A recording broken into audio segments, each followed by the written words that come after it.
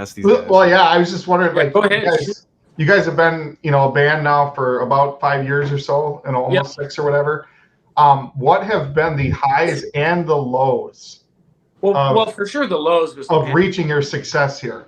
Yeah, for sure the lows was the pandemic. I mean, the timing.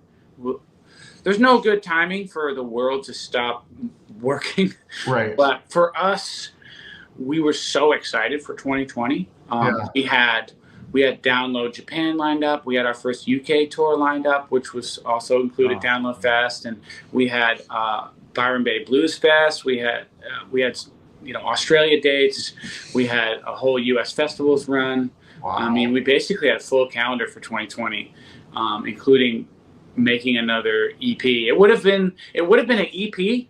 So I suppose the one plus, which we really tried to lean into, was we had more time to write more music.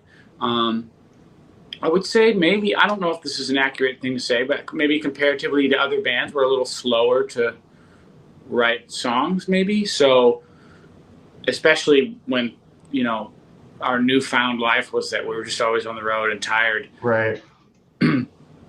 That did give us extra time.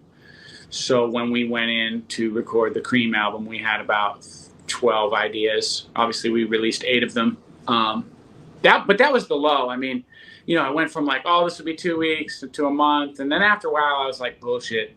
Like, this is going to take forever. I know how this works. The fear is just going to grip the world, and we're not coming back for a while. Yeah. And then there was like real actual depression. I mean, like, sure. I was just like, am I meant to do this? Like, what is this? Like, I had already had enough of being in the trenches as a musician, in a sense. And so it was like, obviously the highs has been post-pandemic, I think. Obviously the first high was going number 1. I mean, that was a pinch me moment, and I felt like... And unsigned, too. I mean, like, you guys...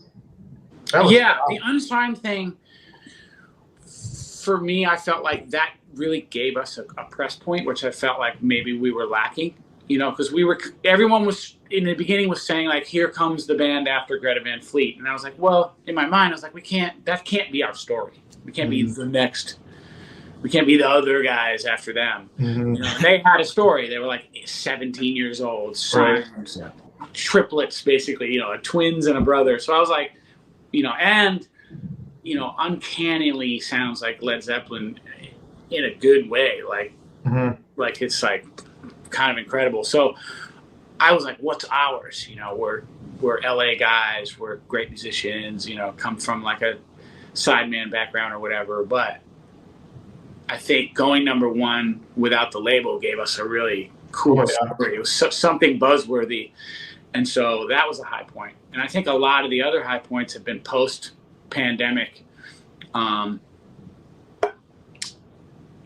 of the going to Europe and having the reception we had and playing stadiums for the first time with Guns N' Roses. And then for me, doing the American Arena Guns N' Roses.